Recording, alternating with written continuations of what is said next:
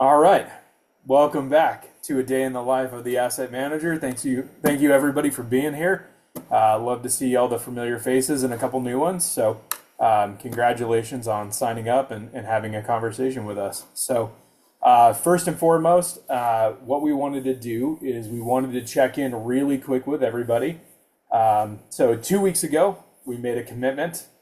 Last week, we followed up on that commitment. This week, we're going to follow up on that commitment again. What was the commitment that we made, everybody?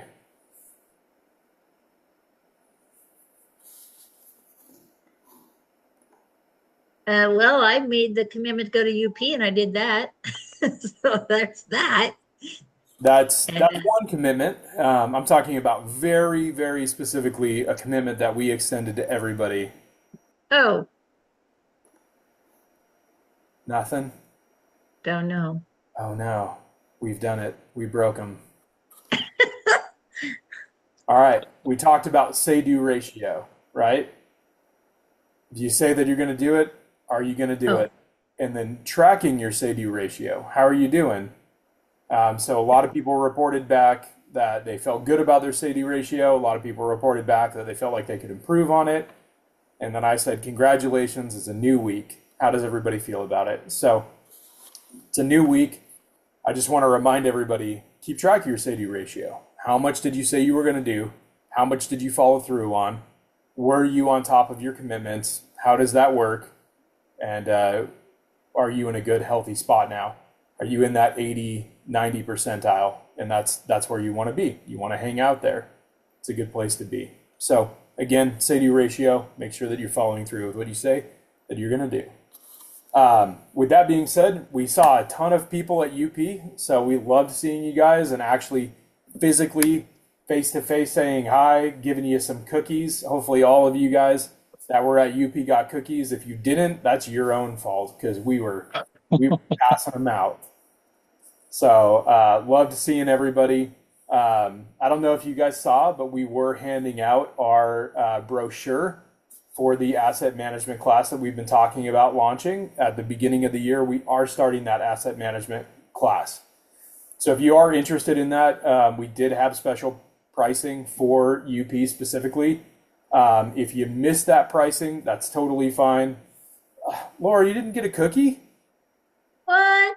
Oh, Oh man. All right. We'll have to make that up to you. At one point when we see you, we're gonna have more cookies at more events that we go to. So we'll link up at one point and get you a cookie. But yeah, if you didn't take advantage of the special pricing, and I know a lot of people said that they were interested in it, but they weren't sure if they wanted to commit to it right now, just talk to us, right? And we'll figure out how to get you that pricing that we offered at UP. So we're not going to just let it die in the water for you. So yeah, we're excited about that. We're excited to launch that class again. It's something that we've done in the past. We had a lot of success with it, and people were very, very happy about it. You can talk to. There were actually like 5 or 6 people at UP that have taken our class. So if you had an opportunity to connect with them and hear their stories about kind of what they thought of the class, it's only gotten better. So. With that being said, this is not a conversation to try and sell you our class. This is a conversation about a day in the life of asset managers. And part of the asset management side is going to conferences and doing certain things. So, what Laura and I want to talk a little bit about today is the experience that we had at UP. And I would love to hear everybody else's experience and kind of what they thought and have more of an open conversation than the typical, like, hey, for 20 minutes, we're going to teach you something. And then for the last 10, I think that when it comes to networking and building your power team and everything like that, I think that there are really good pointers that everybody can learn from. But in the end, a lot of it is trial and error and experience that you've had in that industry, kind of how it works. So, what Laura and I are going to do first is kind of go through our experience with what conferences look like for us and what UP is and how we get our money's worth out of going to something like that, because it is a financial commitment to do that, right? You're taking, especially if you have a W-2, right? Taking a couple days off of work, you're staying at a hotel, you're paying for food, you paid for the ticket, You potentially paid for upgrades. You did a lot of stuff to get there. So how do you make it worth your time? How do you make it worth your money? And so we'll give you a couple of tips that we've kind of seen over the last couple of years on how we try to make those experiences really maximize it for us. And we'd love to hear kind of your thoughts and your tips. So we'll start it off, right? So tip number one, Lorik and I have talked about this. We actually talked to a couple of people about it at UP. We used to go to networking conferences like that, and it was almost a game of how many business cards can you pass out? How many people Yep. can you get to scan your little card and your tag and like put them, in like how many people can we collect? Numbers, all that stuff, stories, everything. Um, and from experience, I'll tell you that's not the way that you should be doing things, right? And you probably saw it if you've been to a conference in the past or this current conference of UP. There are speed networkers, speed daters for the networking world, right? They come up to you, they tell you their whole story real quick, and then let's trade cards, and then off to the next one. And then you're like, so what was the substance that that person had? Like, how can I help them? How can they help me? Because it is a partnership, right? If you don't have a two-way street where people are helping you and you're helping them, it ends very, very quickly, right? And this is a business. We're in this to be able to provide a living for ourselves, a better life for our family, and hopefully to build a legacy for something bigger than yourself. So when you meet people that are kind of doing that speed dating, you forget them really quick. But if you have actual meaningful conversations with people, what they do, what they like, what they don't like, and then you have that connection, and then you solidify it, and then you go and make notes in your CRM and or write on the back of their business card like, here's what we talked about, and try and get that digitized so you don't forget it, and wash the cards that you left in your back pocket of your jeans when you came home from UP. Not that I would ever do that. So yeah, that's tip number one, right? Like, it is not a competition to see how many people you can get in front of and how fast you can talk to people, but it's about finding the right people. It's about finding the people that fill the gaps that you have on your team, in your knowledge base, all of that stuff. How can you make your team better, and how can you make their team better? What do you bring to the table that's going to be a game changer for them? That's important too. Lorik, hit us with tip number dos. Do you have them written down? I do not. Go fish. I forgot to write them down. Okay. So Sweet. I think the big thing that for us was if you watch Cindy's videos, like she posted, I think for a week she was posting her like tips and tricks before UP. One of the things that she said is like if you're paying for it, you need to attend, like go to the seminars, that kind of thing. And so we really tried to have at least one person from our team at every seminar, and there were ones that we were like earmarked, like these are the ones that we want to go to. I know we all like the Shark Tank. It's always great to kind of see what deals are out there, what people are doing, what they're seeing, and see feedback from other professionals, because everybody's going to catch something that maybe you miss, or maybe you see something and you're just like, man, I don't know how anybody missed this. Like, this seems like a issue to me, or man, this is a great value add and it didn't get played up. Uh, and we were excited about the value add seminar. So finding something to make it worth your while. Not every person in our team was attending every single one of those meetings because it's maybe not applicable, or we had other things going on. But trying to make sure that we were present and engaged. So, because there is a lot of good information that gets shared there. So trying to make sure it's worth your while on that end as well. So Yeah. Yeah, there's I would say when we go to pretty much any conference, we walk away with like one or two very specific things that we learned at that conference that we're going to use to try and change the face of our business. But we're not going to that conference to like every single speaker, every single time, every single partner that you meet. Like you're like, this is going to blow my mind, right? But like you have to be in search of those one or two nuggets that you're going to pull out of there. Perfect. Thank you, Lorik. The third one that we want to talk about is specific with networking, and we've talked about this before. So the people who have been in these conversations for like more than 6 months, we talked about it probably about 6 months ago, if not more. But it's more of a hack than anything else. So you meet a lot of people, you talk to a bunch of people, you have no idea what their face is because you just kind of remember their name and that's the only thing on the business card. So one hack that you can do in order to try and remember who you talk to is ask them to take a selfie with you. It's a very, very easy one, right? And when you go and take a selfie, everybody's got name badges on, right?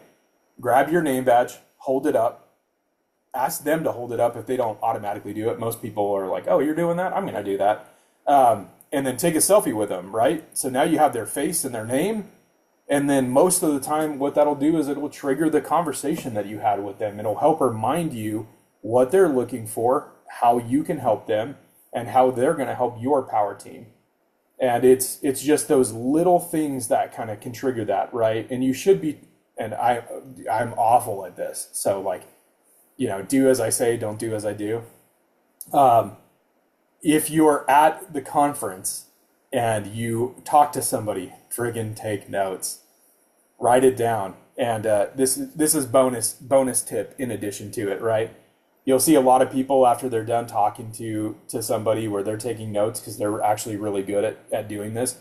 They'll be like, yeah, walking around the conference, holding their phone like this, talking into their notes or whatever. And it's very clear that they're making notes about the person that they just talked to. It's a little awkward. You don't have to do that, right? You can just do this. And then it looks like you're on a phone call. And you can say, hey, I talked to Jim. We had a great conversation. He's looking for, and then it just sounds like you're talking to your business partner about the conversation that you just had. And it's not nearly as awkward. So just pretend like you're talking on the phone.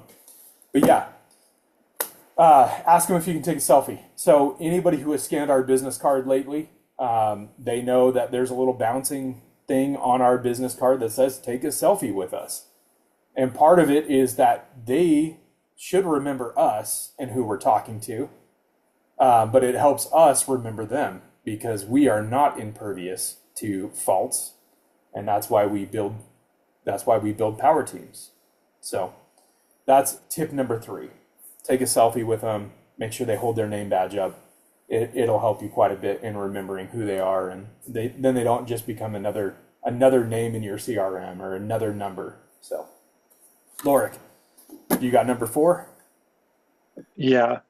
So don't do it all, I guess would be, because that was my first day there. I was like running myself ragged because I'm trying to like make sure I hit every event, make sure I'm trying to talk to every single person.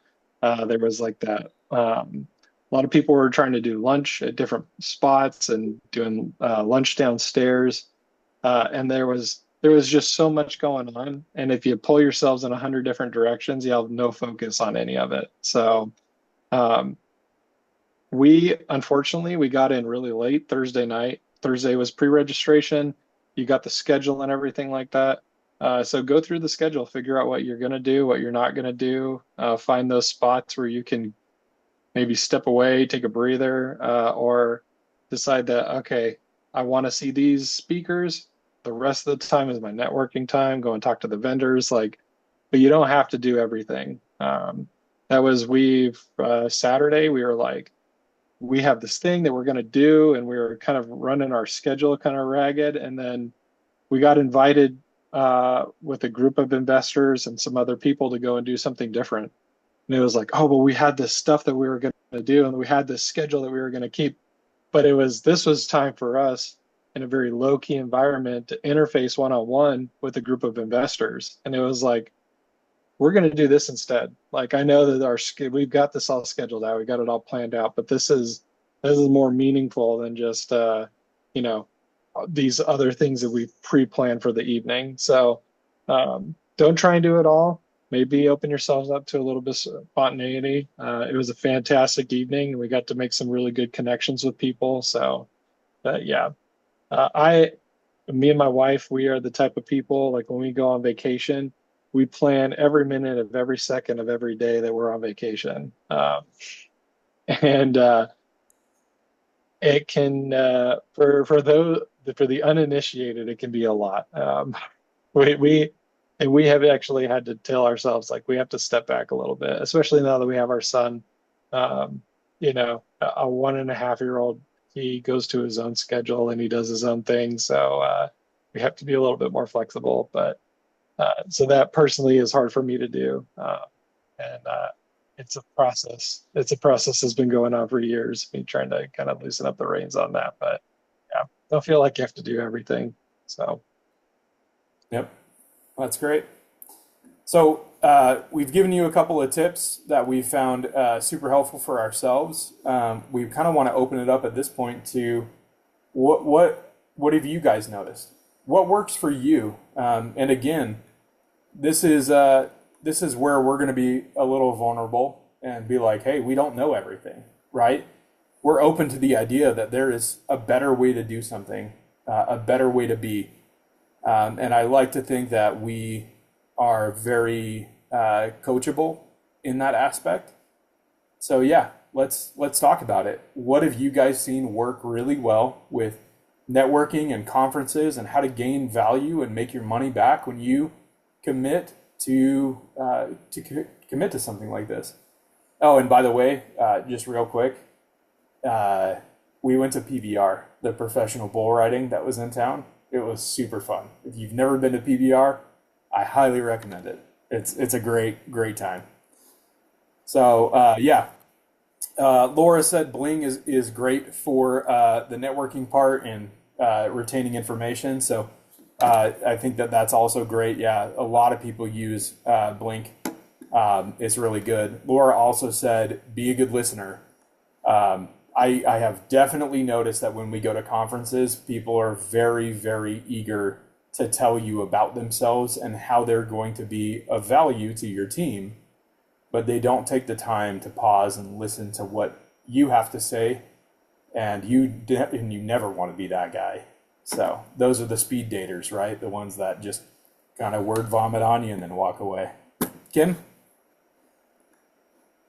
Yeah, so I was talking with an investor there, and she had a great idea for sharing her contact information. And so Heather and I are going to do this on every card we respond to now. But anyway, when she did that link thing to send her contact information to our phone, she had in her notes section a very short little paragraph, like 2 or 3 lines about herself, where she's looking, what she does, all these things. So as soon as we look at her contact information, we also have this other little bloop of information about her, and it also said it was great seeing you at UP 2025. So then we'll know where we saw her and everything. So I thought that was a great tip. Nice. No, yeah, that's yeah, great. So then when I saw her uh, later on, I'm like, oh my God, that's genius.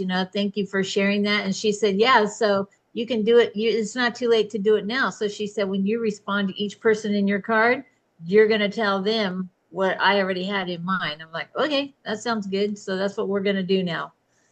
It's awesome. another little tip, if you're using Blink, is turn your geocaching on for that. So there's a setting in there for geocaching. And so what it is when you exchange those contacts, it puts a date, time stamp, and also the location tag. So you know when that was exchanged. So like let's see, what was it? Was it Race Fest last year? Yeah, we did it We were for a using bunch. Blink at the time, and we had a meetup that was after the event in the evening at, I think it's a Sleepy Whale in Tempe. And so not only was it Race Fest, but it was at this after hours event. Like I saw date time during Ray's Fest. It wasn't just Ray's Fest. Oh, hang on, Lorik. Your is everybody else's audio cutting out for Lorik? I can't hear a word he said after Ray's Fest. Okay, it got real quiet. Let's see. Is it better? Hear me? No.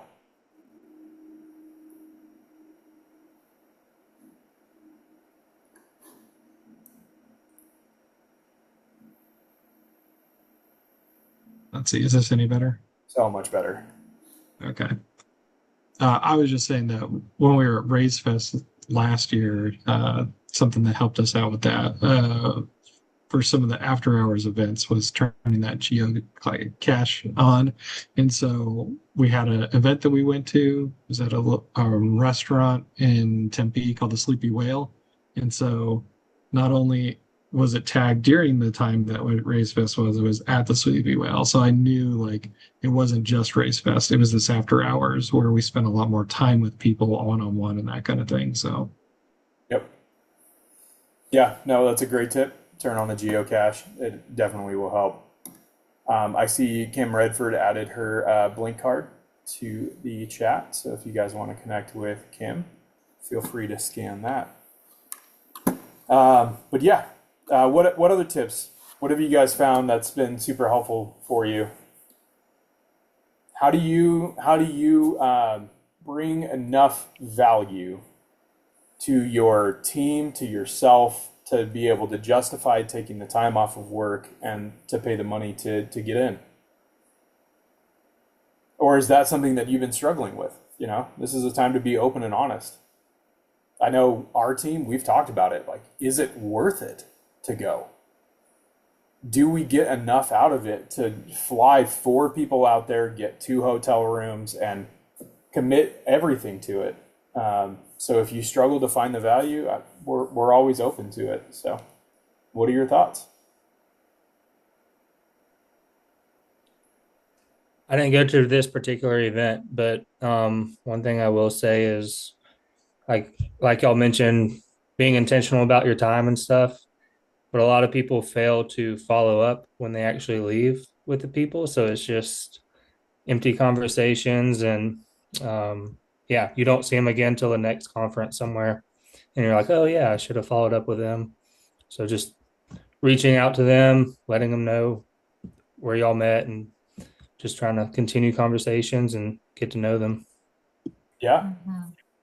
I think that's a great point. Yeah, I think honestly, that's probably the hardest part about networking is making these good conversations and you know, kind of talking to everybody and getting a good feel for what they're doing. But then what, right? Like, if you don't act, you just become another speed dater. So I know for us, like, we have tasks that we try and set to go and reach out to the people that we've talked to and to even just say like, hey, glad to meet you. You know, is there anything that we can do to help? You know, anything like that is better than nothing. So that's great, Evan. Thank you. I just wanted, oh, go ahead. Sorry. No, I'm sorry. I need to learn to raise my. Go ahead, Kim. I'll go after. Okay, I was just wondering if anybody felt like the speed networking thing was beneficial that they had there this year. Oh, yeah, we didn't even attend that. I'm going to be honest. Oh, Yeah. yeah, I didn't see you guys. Yep. I personally didn't think it was. I didn't think it was that great because it's exactly like you guys are talking about. We had, say, I don't know, 6 or 7 people at a table, but they would ring their little bell and it was time to go to the next table. And so Heather and I decided to divide and conquer. So we each only got to 4 tables, but in that time, I don't feel like we really got, we didn't accomplish very much, Yeah. Full transparency. That's why we chose to not go to that. So I understand that. But there are people that get value out of it. So there are people that are there. But yeah, Laura, this time. Okay, so I want to go back to your other question. So I think the value, I know it was like really, a lot of expense, but the value that I got was it my cup was full after I left, and I got inspiration and more motivation to continue because we haven't had our first deal yet. So I was telling my coach, I was like, yeah. I'm kind of tapped out. Like we're spinning our wheels and we're not seeing results yet. So I just feel like going to UP or going to any kind of like conference where there's other people working towards the same goal helps to really like fill your cup again. And so, but to Kim's point, I think speed networking is a bit of a challenge. I didn't rotate all the time if I was engaged with the sponsor that I wanted to talk to.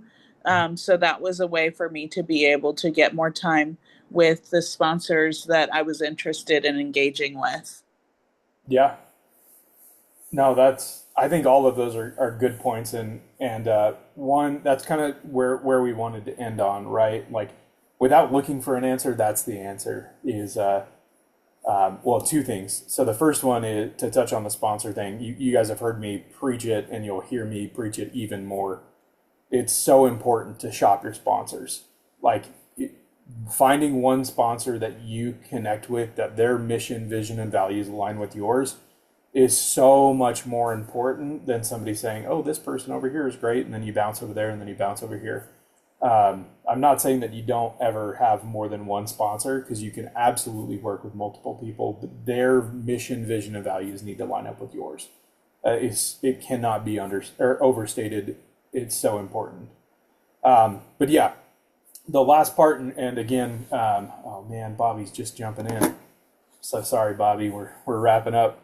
Because we're at the 30-minute mark, so we need to kind of cut it off here. But that's the last thing that we wanted to leave you guys with, and thank you, Laura, for bringing it up. Is sometimes when you go to these conferences, it's not about what monetary gain did you get out of it, how many people did you add to your team, how full is your CRM.